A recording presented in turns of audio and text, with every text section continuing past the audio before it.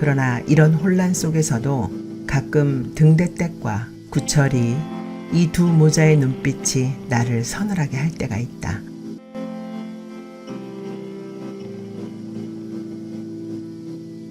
등대댁, 신경숙. 총총한 별들이 밤하늘에 맑고 차갑게 떠있다.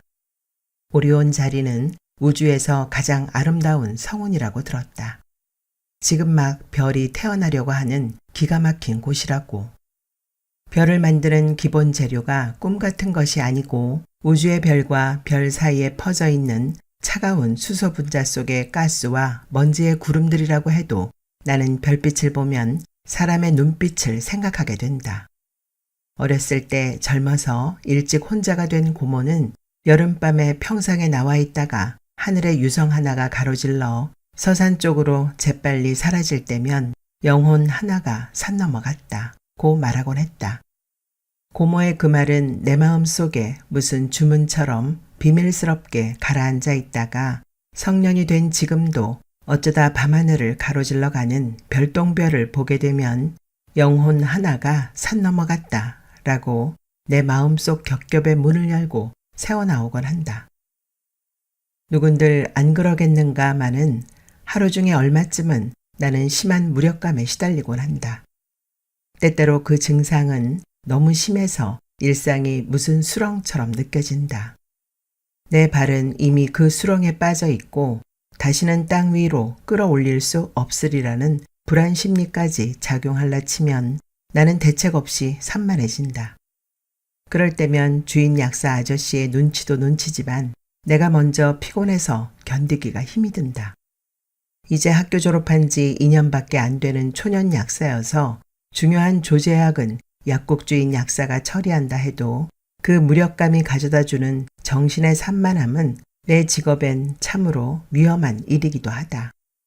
이 산만함과 함께 나타나는 게 건망증인데 그럴 땐 뭐든지 다 가방에 넣고 다녀야지 손에 들고 다녔다 하면 아무리 중요한 것이라 해도 무사히 건재하기가 어렵다.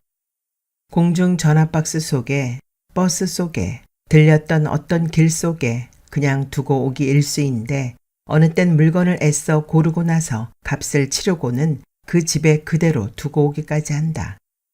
그런 물건들은 또 대부분 그날 당장 필요할 때가 많아서 집에 돌아와 아무리 찾아도 없는 것이다. 할 수 없이 다시 나가 들렀던 곳을 차례차례 순찰하듯이 되짚어 가다가 처음 물건을 샀던 집까지 가게 되어 거기서 그 물건을 찾고 나면 돌아오는 길이 참으로 난감하다. 그런 악순환을 되풀이하던 어느 날 생각 없이 찾길을 건너다가 요란한 클락션을 울리며 차를 멈춘 택시기사가 야, 죽으려고 환장했냐? 소리를 꽥 친 다음에 퍼붓는 욕설을 한참 고스란히 듣고 나거나 술 취한 사람처럼 퇴근길에 바깥으로 통하는 멀쩡한 출입문을 두고 곁에 유리문 쪽으로 나가다가 창문에 쾅 얼굴을 부딪고 나거나 기어이는 도마질을 하다가 검지쯤을 싹 베어 피를 철철 흘리고 나야 아 정말 내가 왜 이러는가 골똘히 생각을 해보게 되는 것이다. 그러나 언제나 그 생각엔 해답이 없다. 이렇게 살아도 되는 것인가? 왜 나는 이렇게 누추하며 왜 나는 밑바탕에 왜 나는 이라는 밑도 끝도 없는 전제를 깔고 있는 이 무력감은 극한 절망으로도 치닫지 못하는 취기 같은 것이어서 아무 해답도 얻어내지 못해도 헤맬 만큼은 헤매야 풀이 죽는 것이다. 그러나 이런 혼란 속에서도 가끔 등대댁과 구철이 이 두 모자의 눈빛이 나를 서늘하게 할 때가 있다. 하늘의 저 수많은 영혼, 저 별들 중에 어떤 별 하나를 구체적으로 지정해서 저 별은 내가 아는 누군가의 영혼이야 라고 생각해 본 적은 없지만 언제부턴가 등대댁과 구철이의 눈물 글썽한 눈빛이 밤을 내려다보고 있는 저 별처럼 호사스런 생각으로 혼란스러운 나를 이윽히 내려다보고 있음을 느낄 때가 있다. 두 모자의 눈빛은 나에게서 피곤하고 기계적인 웃음을 밀어내고 주위가 산만한 내 마음을 느릿느릿하게 남아 안정시켜주곤 한다. 약사 고시를 앞둔 대학 4학년 그때 오빠의 결혼식을 이틀 앞두고 제2읍에 도착했을 때는 9시도 다 안 됐는데 이미 마을로 들어가는 막차가 끊어진 후였다. 하긴 시골 9시와 도시의 9시는 천지 차이다. 마지막으로 들어간 막차는 되나올 땐 기사 혼자 타고 덜컹거리며 읍으로 돌아온다. 마을에 아는 얼굴이라도 만나게 될까 하여 버스 정류장에서 한참을 서성거렸지만 허사였다. 좀 난감한 기분으로 마을 신장로로 빠지는 읍의 중앙통길을 걸어 나오면서도 나는 쉴 새 없이 사방을 두리번거렸다. 택시를 탈까도 생각했지만 그것도 혼자서는 선뜻 내키지 않았다. 마을로 들어가려면 5월쯤에 아카시아가 흐드러지게 피는 제를 넘어가야 하는데 택시를 혼자 타고 밤에 기사와 단둘이 그 제를 넘어가려면 괜히 긴장감이 돌아서 침도 제대로 못 삼킬 만큼 택시 안의 분위기가 어색했던 기억을 가지고 있는 나로선 당연한 일이었다. 제는 낮지만 단숨에 끝나지 않고 마을의 불빛이 보이는 다리로 이어질 때까지 구불구불 몇 제가 이어졌다. 그 제를 따라 여러 마을이 나오는데도 불구하고 막차가 끊어질 무렵이면 어쩌다 자전거 헤드라이트 하나쯤이나 발견할까. 인적이 뜸한 길이었다. 중앙통을 지나 신장로로 나올 때까지 계속 사방을 두리번거리다 만난 사람이 바로 등대댁이었다. 등대댁은 내가 다닌 제2읍의 남초등학교로 이어지는 골목에 전주식당 처마 밑에 우두커니 서 있었다. 아는 얼굴을 찾던 나는 너무나 반가워서 후다닥 뛰어갔다. 아짐 하고 부르는 내 목소리가 그렇게 작은 소리가 아니었는데도 등대댁은 그대로 우두커니 서 있기만 했다. 난 내가 잘못 보았나 싶어 잠깐 주춤하였지만 그는 분명 등대댁이었다. 하관이 빠른 작은 얼굴, 가르마를 타고 플라스틱 비녀로 쪽진 머리, 흉터같이 보일 정도로 굵은 주름이 뭉쳐있는 왼쪽 눈. 분명했다. 등대댁은 전주식당에서 새어나오는 형광등 불빛을 뒤로 하고 넋이 빠진 듯 정말 우두커니 서 있었다. 달아빠진 검은 털신 위로 두툼한 버섯목이 올라와 있고 월남치마라고 불리는 밋밋한 통치마 위로 밤색 스웨터가 엉덩이까지 내려와 있었는데 방금 벗은 듯 싶은 노란 수건을 축 내려뜨리고는 얼핏 섬뜩한 생각이 들 만큼 싸늘한 모습으로 그렇게 서 있는 것이었다. 그의 그런 모습을 곁에서 한참 보고 있다가 나는 아짐 하며 등대댁의 몸을 흔들었다. 그때야 등대댁은 정신이 든 듯 눈을 들어 나를 쳐다보았다. 금방 나를 알아보지 못하고 허둥지둥 하다가 한참 만에 등대댁은 씩 웃었다. 난 누구라고? 가운데집 큰딸 아니여? 서울서 오는 길인감? 굳이 내 대답을 듣기 위한 물음은 아니고 그냥 인사치레였는지 등대댁은 말을 마치자마자 수건을 탁탁 털어 스웨터 주머니에 넣고는 앞서 걸어갔다. 나도 등대댁의 뒤를 따라붙었다. 걸어가시려고요? 막차가 끊겼을 것이요. 좀 전까지 우두커니 서 있던 모습과는 전혀 반대로 부지런히 앞장서서 신장로로 접어드는 등대댁을 따라가기 위해 나는 뛰어야 했다. 한참 앞서가다가 그때야 숨차하는 나를 의식했는지 등대댁은 걸음을 보통 걸음으로 바꿔 걸었다. 기차를 늦게 탔는갑이네. 귀한 집 딸내미가 밤길을 뛰네이. 아짐도 귀한 집은 무슨. 아, 그만하면 귀한 집이제. 그럼. 등대댁은 그럼을 한 번 더 붙이면서 한숨을 짧게 내쉬었다. 복도 많으시오.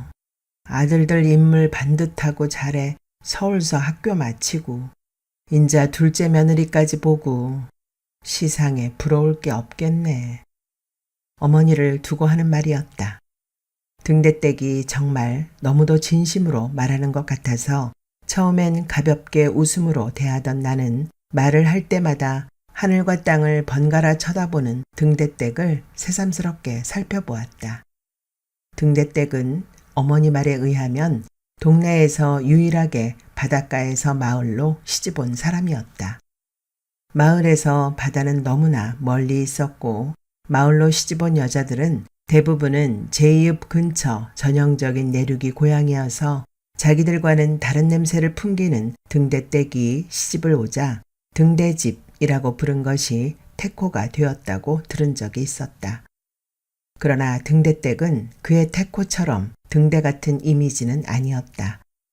마을의 초입에 신장로를 내려다보며 있는 그의 집은 대문조차 실하지 않아 신장로에서 마당이, 마루가, 방문이, 그리고 얕은 슬레이트 지붕 너머 밤나무가 우거진 뒷산이 다 보였다. 어느 때인가 한 번은 등대댁 집이 잠깐 막걸리와 과자 부스러기를 파는 가게가 된 적이 있었는데 가게 자리를 따로 만든 것이 아니고 마루를 가게로 사용했었다. 그때 신장로를 지나다 보면 막걸리가 찰랑찰랑 넘치는 양은 주전자와 흰 사기주발을 상에 들고 부엌에서 나오던 등대댁의 모습이 보이곤 했다. 그때 등대댁의 앞자락에는 흰 앞치마가 뒤로 묶여져 있었는데 그 앞치마에는 아웃라인으로 해바라기가 수놓아져 있기도 했었다. 그러나 등대댁의 그런 이미지는 어느 한순간일 뿐이다. 등대댁은 마을의 어느 집이고 큰일이 있을 때마다 그 집에 부엌에 가면 꼭 있었다. 허리를 구부정하게 접고 아궁이 앞에 앉아 솔가지를 뚝뚝 분질러 불을 지피거나 젠걸음으로 양손에 양동이를 들고 샘가루 가서 두레박질을 하는 모습은 아주 낯익은 것이었다. 마을에 초상이 나거나 누구 결혼식, 회갑잔치가 있으면 그 집 안주인이 가장 먼저 찾는 사람이 아마 등대댁이었을 것이다. 종갓집 큰 며느리로 40년을 살아가고 있는 어머니도 마을에 등대댁이 없었으면 집안의 큰일을 치를 수 없었을 것이라고 말할 만큼 등대댁이 우리 집을 비롯하여 마을의 부엌 살림을 봐주는 모습은 친숙한 것이었다. 그렇게 묵묵히 일하는 모습은 늘 봐왔어도 등대댁이 입을 열어 누구를 부러워하는 모습은 처음이어서 그때 난 정말로 등대댁이 새삼스러웠다. 아까 전주 식당 앞에선 왜 그렇게 우두커니 계셨어요? 발자국 소리만 들리는 밤길에 어색한 침묵을 깨려고 한 말이었는데 등대댁은 걸음을 멈추고 가슴을 두어 번 쓸어내렸다. 내가 그랬는가? 네, 제가 크게 불렀는데도 못 들으시는 것 같았어요. 세상에다 나쁜 일은 안 하고 산 것 같은디 전생에 죄가 많은가벼. 앞서 보낸 사람들 생각이 나네. 우리 형철이 살아심은 자네하고 동갑이제? 생각해보니 이승에서 잘하고 가는 일이 없어. 얼결에 시집 보낸 복남이 일만 혀도 맥 빠지는 일이네. 뿐인가 철 모르는 것들이 아직 둘이나 남았는데. 아짐 무슨 걱정거리라도. 내 말 끝에 등대댁과 나는 동시에 가볍게 웃었다. 등대댁이 왜 웃었는지는 몰라도 난 내가 발음한 무슨 걱정거리라도 라는 말이 너무나 어색해서 웃었다. 우리의 대화는 곧 끊겼고 침묵 속에서 재를 넘었다. 난 우리 두 사람의 그림자를 보다가 가끔 하늘에 무수하게 떠있는 별들을 쳐다보았다. 산에 꽃이 피기 전에 별들이 먼저 한기를 한 겹씩 벗어내며 곧 봄이 오고 있음을 말해주고 있었다. 구름 속에 몸을 반쯤 담그고 있던 둥근 달로 차가는 중인 달이 가끔 하늘로 나오기도 했다. 우리의 침묵을 깬 것은 마을로 이어지는 다리에 도착했을 때 저편 다리 난간에 앉아 등대댁을 기다리고 있다가 아주 힘껏 달려왔던 구철이었다. 난 그 다리 위에서 서로 너무나 사랑하는 두 모자의 눈빛을 별들 아래서 보게 되었다. 하악식에 쫓겨 늘 허둥지둥하던 나는 그 순간 정신이 반짝 들었다. 집으로 돌아오자마자 어머니께 등대댁 이야기를 자세히 묻고 물었다. 그리곤 마음속으로 언제까지나 마을의 신장로가 집에서 마당이 보이고 마루가 보이고 지붕 너머로 밤나무 숲이 보이는 그 집에서 별똥별이 떨어져 서산으로 휙 달아나지 않기를 바랬다. 등대댁은 구부러진 골목을 돌면서 길게 한숨을 토해낸다. 한숨이 목젖을 넘어오다가 걸렸는지 속이 답답하다. 등대댁은 걸음을 잠깐 멈추고 뒤를 돌아다본다. 방금 빠져나온 전주식당으로 통하는 긴 골목이 어둡다. 등대댁은 담벼락에 붙어 서 있는 전신주에 몸을 잠깐 지탱하고 고개를 들어 하늘을 쳐다본다. 눅눅한 저녁 하늘이 어둠 속으로 잠겨들고 있다. 등대댁은 저녁 하늘을 쳐다보면서 전주식당 여주인 말을 떠올렸다. 그 여인은 등대댁보다 몇 년은 젊은 여자였다. 아주머니가 이렇게 자꾸 아프셔서 병원엔 가보셨어요? 내일은 다른 사람을 구해봐야겠어요. 농사일이 없는 겨울철이나 지금처럼 어중간한 농한기 때에는 등대댁에게 주방일을 맡겨왔던 전주식당이었다. 그것을 횟수로 쳐도 4, 5년은 좋게 될 것이었다. 그런데 오늘 그 여인의 말은 등대댁에게 이제 식당 일을 그만두라는 것을 넌지시 암시하고 있었다. 등대댁은 전신주에 몸을 기댄 채 울적한 마음으로 남초등학교 쪽 하늘을 쳐다봤다. 그 하늘엔 더 짙은 어둠이 먹히고 있다. 등대댁은 머리를 세차게 흔들어 본다. 이렇게 머리를 흔들면서 보건소 무료진료원의 말을 부정해온 지도 한 달이 지났다. 등대댁은 휘어지는 다리를 곧바로 세우지만 금세 온 몸에서 힘이 쭉 빠진다. 하늘마저도 흐릿하게 보인다. 등대댁은 전신주에서 몸을 떼고 다시 걷기 시작한다.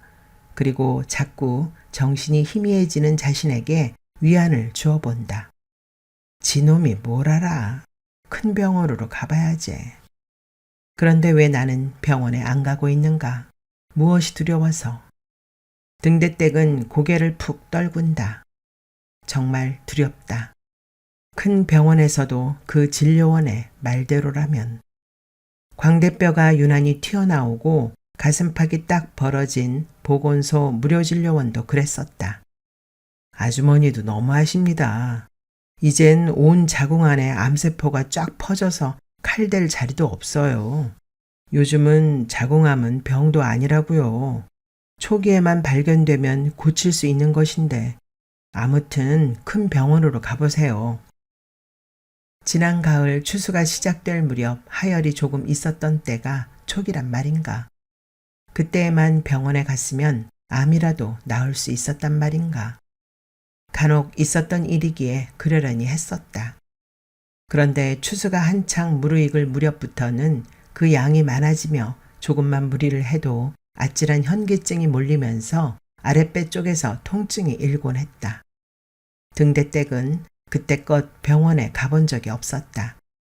그저 병원이라는 곳은 팔자 좋은 사람들이나 드나드는 곳이려니 나 같은 못난 가난뱅이한테는 병원 갈 병조차 돌아가려니 했었는데 병에 초기가 있었다는 것조차 몰랐지만 암이 무서운 병이라는 것은 등대댁도 알고 있었다.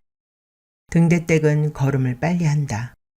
걸음을 빨리 하면서 다시 한번 쳐다본 남초등학교 뒤 개천쯤 되는 하늘 쪽에서 저녁새 한 마리가 천천히 하강하고 있었다. 골목을 다 빠져나오자 버스 멈추는 곳이 보인다. 그런데 버스는 없다. 마을로 향하는 버스는 딱 한 대뿐인데다 운행시간조차 정해놓은 게 아니었다. 한번 마을로 들어서는 버스를 놓치면 2시간은 넉넉히 기다려야 한다. 등대댁은 정거장에 잠깐 서 있다가 다시 걸음을 옮겨 읍내와 마을을 이어주는 신장로로 접어든다. 봄 기운이기는 하지만 어쩐지 등대댁에겐 쌀쌀하게만 느껴진다. 등대댁은 스웨터 앞자락을 추스르며 양 겨드랑이에 팔을 두른다. 조금 따뜻한 손기운이 겨드랑이 속으로부터 온 몸으로 번진다. 몇 걸음을 옮기다가 다시 뒤돌아본다. 역시 버스는 보이지 않는다. 집에서 애타게 기다리고 있을 구철과 미순 생각에 등대댁의 마음은 조급해진다. 저만큼 다리가 보이고 동네의 집들이 어둠 속에 잠겨 있다. 이 집 저 집서 켜놓은 빛이 어둠 속에서 신호처럼 출렁댄다. 등대댁은 마을이 보이자 더 조급해진다. 그때까지도 버스는 보이지 않는다. 그냥 걸어오기를 잘했다고 생각하면서 등대댁이 다리 중간쯤 왔을 때다. 엄니, 구철이다. 다리 난간에 걸터 앉아 있다가 구철이는 등대댁을 발견하고는 후다닥 달려온다. 거기 앉지 말라고 그랬잖여. 떨어지면 어쩌려고 그려. 엄니가 하도 안 와서 심심해서. 구철은 등대댁의 꾸중에 말끝을 얼버무린다. 그러고는 등대댁의 손목을 꼭 쥔다. 작은 손이다. 등대댁이 손바닥을 펴서 구철의 손을 쥐자 쏙 안겨 들어온다. 미순이는 자, 밥도 안 먹고 자서 어쩐다냐. 깨우면은 또 울 텐데. 오늘은 미순이 안 깨워도 돼요. 니는 니 동상 밥 안 먹고 자도 괜찮다는 얘기냐? 아니 그런 것이 아니고 암튼 안 깨워도 된단께. 구철이가 혼자서 크게 웃는다. 구철의 웃음소리가 어둠 속에서 혼자 명랑하다. 자석 무엇이 저리 우스운고. 등대댁은 구철의 머리를 쓸어내린다. 까칠한 구철의 머리털이 손가락에 감겼다. 바람이 차가운지 구철이는 어깨를 바싹 오므린다. 춥냐? 아니, 아직은 추운디 옷 좀 하나 더 껴입고 나오지 그랬냐? 난 안 추워 엄니. 등대댁은 걸음을 멈추고 구철의 앞으로 가서 무릎을 굽히고 등을 내민다. 엎혀. 구철은 어둠 속에서 등대댁의 등에 손바닥을 대보고는 씩 웃는다. 난 괜찮여. 내가 업어주고 싶어서 그랴. 어서 엎혀. 자. 등대댁은 구철에게 더 바짝 등을 댄다. 그때서야 구철은 머뭇거리며 등대댁의 등에 엎인다. 등대댁은 구철이를 둘렀던 팔에 힘을 주면서 하늘을 또 한 번 쳐다본다. 답답할수록 까닭없이 하늘만 보게 된다. 글썽한 눈물 속으로 덤벙덤벙 별빛이 보인다. 미순의 눈처럼 맑은 빛이다. 누나 왔다 갔어 엄니. 언제? 아까 해지라매. 누나가 뭐라고 혀? 엄니 식당 일 갔단께로 막 울자녀. 내일 또 온다고. 나보고랑 미순한테랑 엄니 말 잘 들으라고 그렸어. 등대댁의 글썽한 눈 속에서 눈물이 주르르 밭고랑 같은 얼굴을 타고 흘러내린다. 이러다가 내가 죽기라도 하면 그것이 두 동상들을 맡아야 할 텐디. 시집이라고 보내긴 했지만 등대댁은 복남이 생각만 하면 울적해진다. 저쪽 집안이야 먹고 살 논마직이나 있는 집으로 따지자면 등대댁에게 과분한 자리이긴 하였지만 정작 과분해야 할 사위가 절름발이었다. 거기다가 농사철이면 일꾼을 부리고도 셈 하나 제대로 할 줄 모르는 우두커니였다. 그런 사위에게 재작년에나 초경을 치른 18살밖에 되지 않는 복남을 보냈구나 생각하면 왠지 씁쓸해지고 서운했다. 그러나 원체 가난하게만 살아온 복남은 시집을 가겠다고 했다.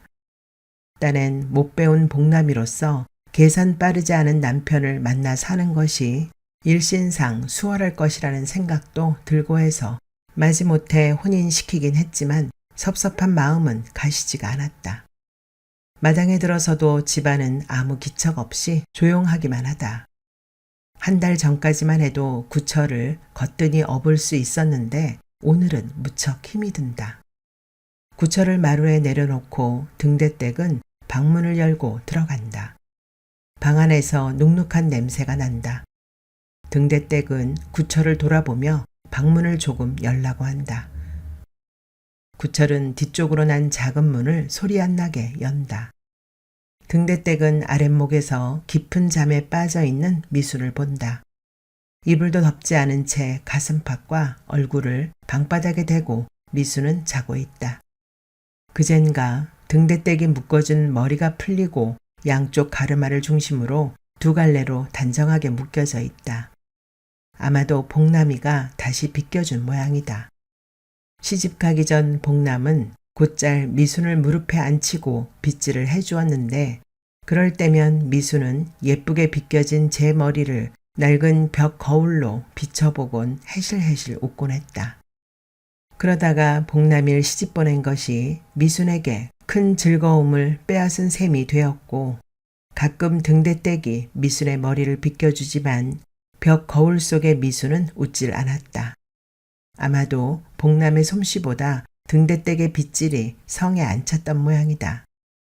등대댁은 미순에게서 눈을 떼고 방 안을 돌아보다가 구철과 눈빛이 마주쳤다. 배고프자? 조금만 기다려. 밥 해줄게. 근데 이 아는 밥도 안 먹고 자서 어쩌. 등대댁이 몸을 일으키려고 하자 구철은 배시시 웃으면서 윗목을 가리켰다. 윗목엔 밥상이 놓여져 있고 상보 대신 보자기가 덮여 있었다. 등대댁은 윗목으로 가서 보자기를 들춰냈다. 숟갈 한 개와 젓가락 한 쌍, 그리고 김치 등이 보자기 속에서 모습을 드러냈다. 이게 뭐여? 내가 밥했어. 네가? 등대댁은 멍하니 선 채로 구철을 바라봤다. 구철은 아랫목에 둘둘 말린 담요를 풀더니 밥그릇을 등대댁에게 내밀었다. 엄니 밥은 여기 있어. 그때야 상황을 알아차린 등대댁은 구철에게로 다가가서 구철의 등을 가볍게 두들기듯 때린다. 사내 녀석이 밥 빌어먹게 뭔 부엌일이여, 부엌일이. 큰 사람이 되려면은 배고픈 것쯤은 참을 줄 알아야지. 다신 부엌에 들어가지 말어, 등대댁이 의외로 꾸중을 하자 구철은 멋쩍은 듯이 웃는다. 내가 배고파서 밥한 거 아니여. 그럼 미순이가 막 보채서. 그리고 엄니가 늦게 와서 밥 헐려면 너무 힘들잖아. 내가 배고파서 밥한 거 아니여. 등대댁은 구철의 눈을 한참 들여다본다. 형철이의 그 또렷한 눈빛이 거기 있다. 많이 컸구나. 그려, 얼른 커야지. 그려도 사내 녀석이 부엌에 들어가는 것 아니여. 큰 사람 되지 못하니께. 엄니 말 알아들어? 구철은 고개를 끄덕인다. 그러고는 윗목의 밥상을 등대댁에게 밀쳐준다. 그리도 오늘은 엄니 맛있게 먹어, 잉? 그려, 오늘은 엄니가 맛있게 먹어줄 텐게 다신 이러면 못 써. 내 말 알아들어? 등대댁은 별로 밥 생각이 없었지만 아들의 마음을 기쁘게 해줄 양으로 한 그릇을 다 비워낸다. 대접에다 숭늉을 따라주며 구철은 등대댁 옆으로 다가앉는다. 엄니, 맛있지? 맛있구먼. 언제 밥하는 건 다 배웠디야. 엄니 밥할 때 훔쳐봤지. 미순인 돌을 2개나 씹었어. 등대댁은 구철의 머리를 쓰다듬어 주고는 밥상을 들고 부엌으로 가는데 가슴이 먹먹하다. 하늘엔 총총한 별들이 무수한 빛을 내고 있다. 등대댁은 하늘 저쪽을 울적하게 쳐다보고는 고개를 숙인다. 등대댁의 낯빛 위로 섬광 같은 어두운 별빛이 잠깐 흘렀다. 어느새 달이 떴다. 둥그렇지도 반달도 아닌 달을 쳐다보면서 등대댁은 음력 날짜를 손가락으로 접어 헤아려 본다. 등대댁이 4번째 손가락을 막 접고 있는데 대문에서 임기척이 들린다. 바람 소린가 싶어 다시 손가락을 접으려는데 사람 목소리가 들린다. 안에 있는가? 누구요? 날쌔. 박씨 목소리다. 등대댁은 황급히 대문으로 걸음을 옮긴다. 아이고, 이 밤에 성님이 웬일이대요? 들어오시라요.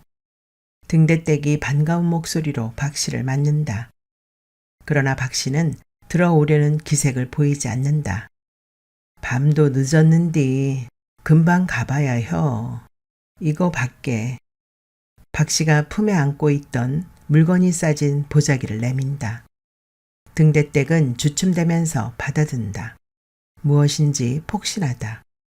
이것이 무엇이오? 한복이요. 우리 둘째 놈 혼인 치를 때 자네가 너무 애써줘서 고맙다는 칠해는 아니고 그냥 내 성의인께 받아두어. 무슨 말씀이 돼요? 다 품삯으로 쳐서 받을 만큼 받았는데 이랬으면 경우가 아닌데. 이 사람 경우는 무슨 경우란가? 그나저나 옷이 자네 몸에 잘 맞을란가 모르겠네. 우리 동서랑 치수가 똑같다고 해서 동서 몸에 맞췄는디. 오늘 읍내 나가는 길에 속치마랑 속바지도 하나씩 사서 넣었네. 자식 헌티도 아직 옷을 못 얻어 입어봤는디 성님이 옷을 다 혀주고 고맙기는 헌디 이리 폐를 끼쳐서 어쩐다요. 이 사람 폐라고 생각하면 내가 정말 섭섭혀. 폐로 따지면 내가 자네 헌티 더 끼쳤제. 큰놈 혼인 때도 자네가 굳은 일 다 봐주고 참 글고 못자리 허기 전에 동네 사람끼리 유달산에 댕겨오기로 했은께 그때 같이 가세. 무신 유달산은 유달산이요. 뭔 소리여. 동네 사람끼리 가는디. 작년에도 자네는 안 갔자는가. 이번에도 빠지면 나 섭섭하게 생각헐렁께 그리 아소. 등대댁은 가슴이 저민다. 자신이 암이라는 사실이 마을에 알려지고 나서 만나는 사람마다 모두 측은한 눈짓으로 자신을 바라보는 것 같아 슬퍼지는 것이다. 지금 박 씨도 꼭 그런 것만 같다. 참 글고 병원에는 다시 가봤는가? 등대댁은 고개를 숙여버린다. 박 씨의 흰 고무신이 숙인 등대댁의 눈 속으로 들어온다. 고무신은 달빛을 받아 더욱더 희다. 이 사람 아직도 안 가봤구먼. 그러잖아도 내가 그 일 땜이 더 왔네. 지금 우리 큰놈이 집에 왔는데 내가 자네 이야기를 했더니 친구 중에 병원 의사 선상이 있다네.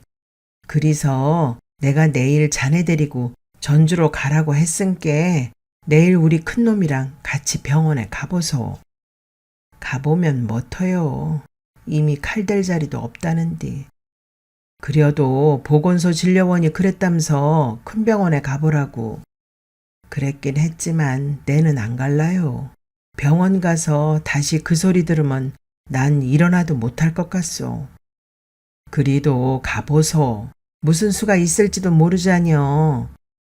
수가 있으면 못한대요. 내가 어찌다가 일이 되었간디. 처음에 하열이 비칠 때만 병원에 갔더라도 암시랑 아니었다고 글더만요. 근데 난 그것도 모르고 병원에 가면 지레 죽는 줄 알고 그놈의 병원비가 아까워서 이 꼴이 되었지라오. 근데 인자 와서 칼댈 자리도 없다는디 인자서 그 소리 들으려고 병원에 간다요. 성님 같으면 성님이 내 맘이면 그 소리 확인하려고 병원에 가겠소. 등대댁은 박 씨에게가 아니라 자신에게 꾸중하듯이 말하고는 눈을 끔뻑대며 박 씨의 흰 고무신 코만 내려다본다. 박 씨는 대꾸 없이 등대댁의 모습을 보다가는 안타깝게 등대댁의 손을 잡는다. 이 사람 내가 어찌 자네 맘을 모르겠나. 그러지만도 내가 병원에 가보라고 하는 것은 자네 병 확인하러 가라는 것이 아니고 혹시 아는가? 무슨 수가 있어서 자네 병을 고칠란가? 소용없는 일이지라오. 미자 아버지도 그렇게 오래 살 것 같더만 죽지 않았는갑요. 근데 내가 무슨 수로 산다요. 다 소용없는 일이여. 다. 소용없는 일이라고 앉아서 죽기만 기다릴 순 없자녀 이 사람아. 어찌 이렇게 답답한가. 곧 못자리도 내야 하고 나라 키워서 추수도 허야 하고 그 많은 일을 다 남겨놓는다고 치세. 어린 새끼들은 어떻게 남겨놓으려고 그렇게 날 받아놓은 사람처럼 기다릴 채며. 못났구만. 난 그리도 자네 그렇게 안 봤네. 이까지 병도 싹 이겨낼 줄 알았는디. 성님, 병원은 죽으려고 가는 곳이 아니여, 이 사람아. 치료혀서 나으려고 가는 것이제. 후딱 나서갖고 보리도 비고 자네 산밭에 고추 모종도 허야지, 안 그런가? 기어이 박씨의 고무신 코에 등대댁에 눈물방울이 떨어진다. 자신도 그럴 줄 알았다. 없이 쪼들리며 살아도 이제 겨우 마련한 산밭에 고추 모종하고 밭둑에 옥수수 심어서 연글면 따다가 아이들 삶아주고 철뚝 옆에 다랭이 논에 벽시 담가서 모 키우고 구철이 놈 콩밥 좋아하니까 논둑에 풀 싹 베어내고 거기다가 강낭콩 한 대박 뿌려서 겨우내 콩밥해서 먹이고 그렇게 살 줄 알았다. 등대댁은 고개를 들고 하늘을 쳐다본다. 어지럼증이 함께 올라온다. 오늘 들어 몇 번째 바라보는 하늘인지 셀 수도 없다. 하늘을 바라보는 등대댁의 마음은 늘 한결같은데 하늘은 바라볼 적마다 다르다.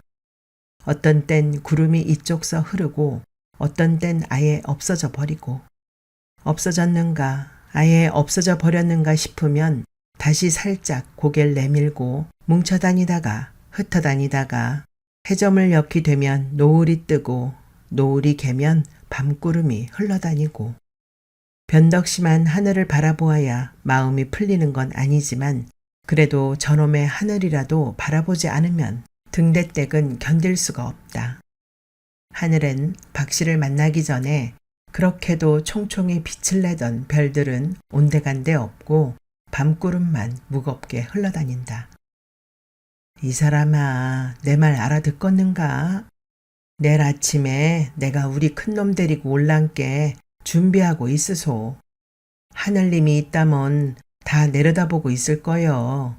내 말도로 혀지? 고맙기는 헌디 마음이 내키질 않구만요. 내키고 안 내키고가 어딨단가. 당연히 그렇게 혀야 쓰네. 그렇게 알고 난 갈라네. 참 성님도 너네 집에 왔으면 들어왔다 가야지. 뭔 인심이 밖에만 서 있다가 간다요. 늦었는디 가야지. 자네도 어여 들어가. 신장로를 건너 골목길로 접어드는 박씨의 뒷모습을 등대댁은 멀거니 바라보다가 얼굴을 더듬는다. 뻣뻣한 손바닥에 물기가 묻는다. 등대댁은 애꿎은 하늘만 다시 한번 쳐다본다. 박씨가 걸음을 멈추고 뒤돌아서서 등대댁에게 손짓을 한다.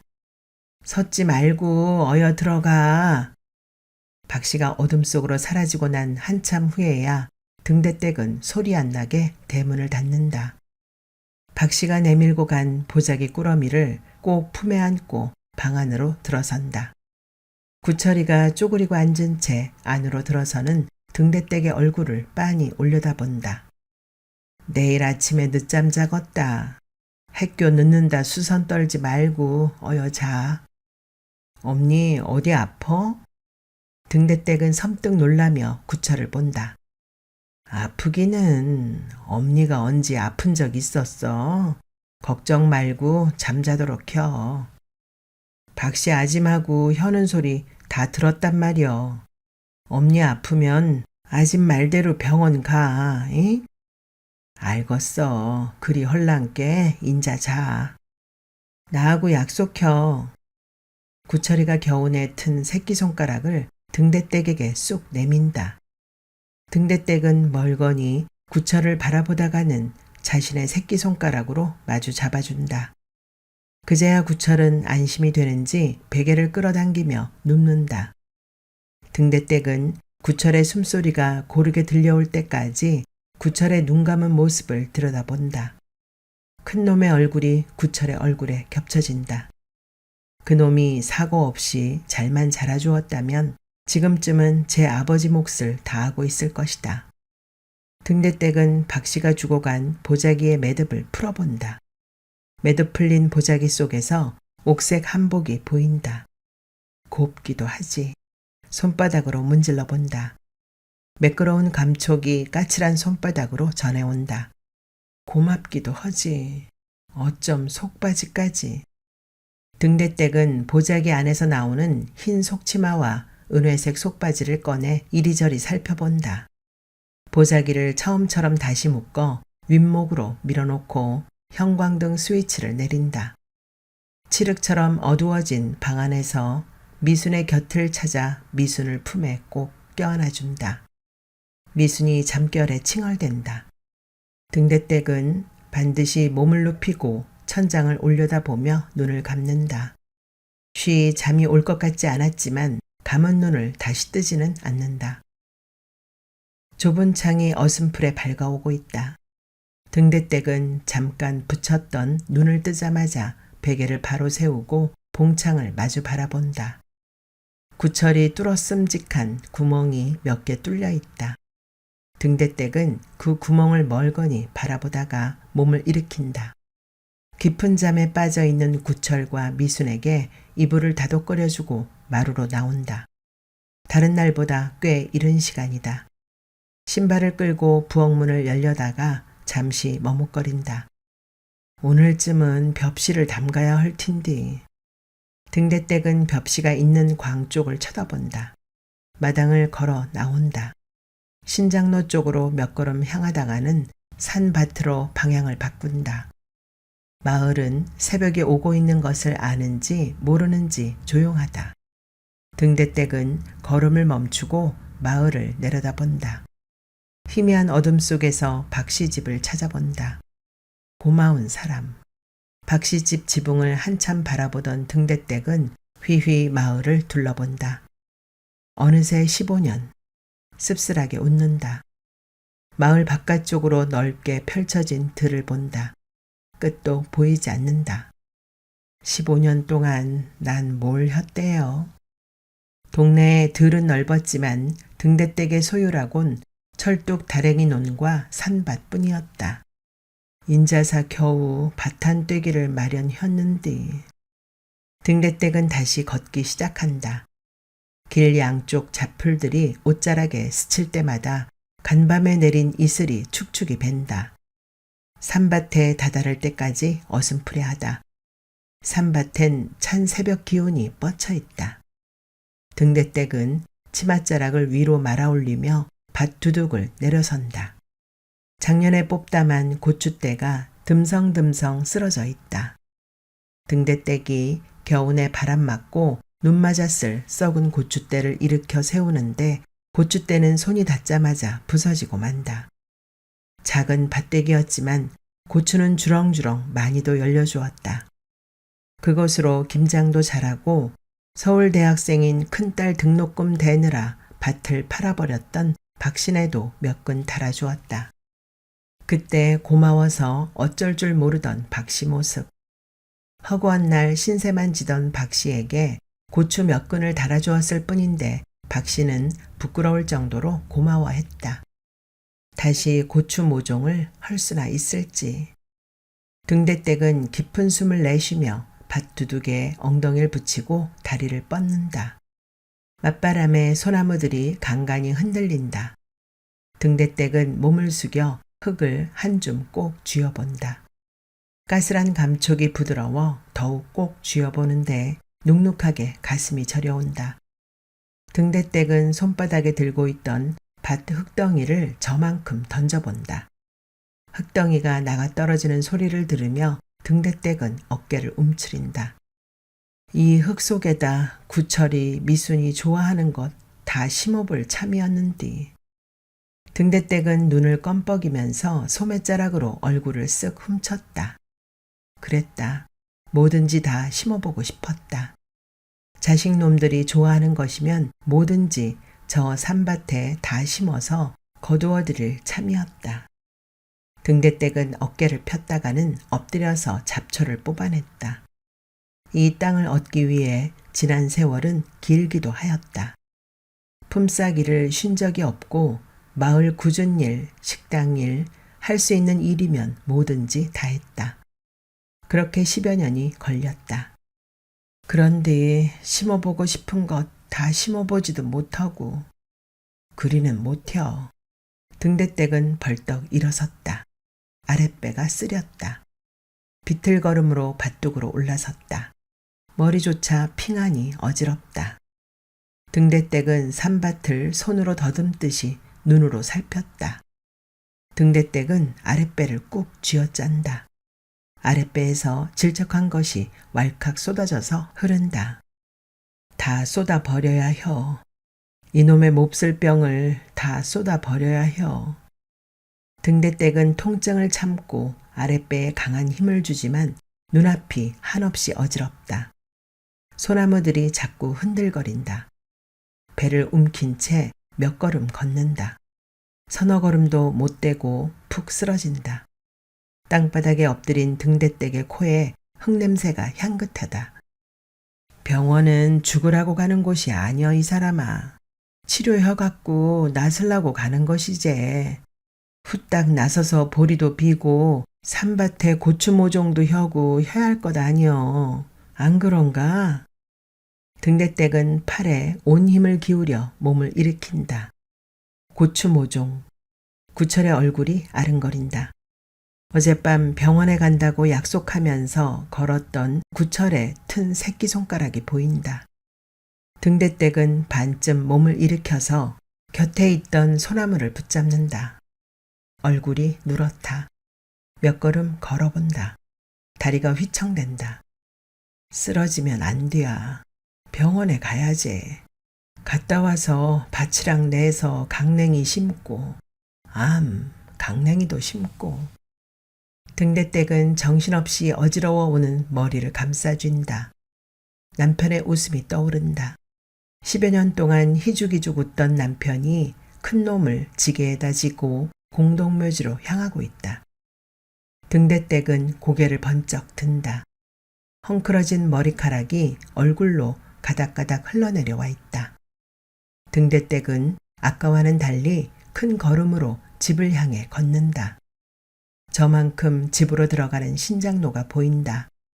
등대댁의 입가에 희미한 웃음이 번진다. 등대댁은 밤나무 둥치에 몸을 의지하고 버티어 선다. 밤나무 꼭대기에서 새벽새 몇 마리가 울어서 새 울음소리 나는 곳을 쳐다보지만 새들은 보이지 않는다. 등대댁은 자꾸 휘는 다리를 곧바로 세운다. 병원에 가야지. 후딱 댕겨와서 벽시 담가야지. 제때 놓치면 1년 벼농사 망치는 배비여. 등대댁은 다시 몸을 추스린다. 등대댁이 밤나무에서 몸을 떼자 밤나무 꼭대기에서 새벽새들이 푸드득 날개를 털며 날아간다. 털린 이슬물이 축축이 밴 등대댁의 치맛자락에 산밭의 황토 흙이 잔뜩 묻어있다.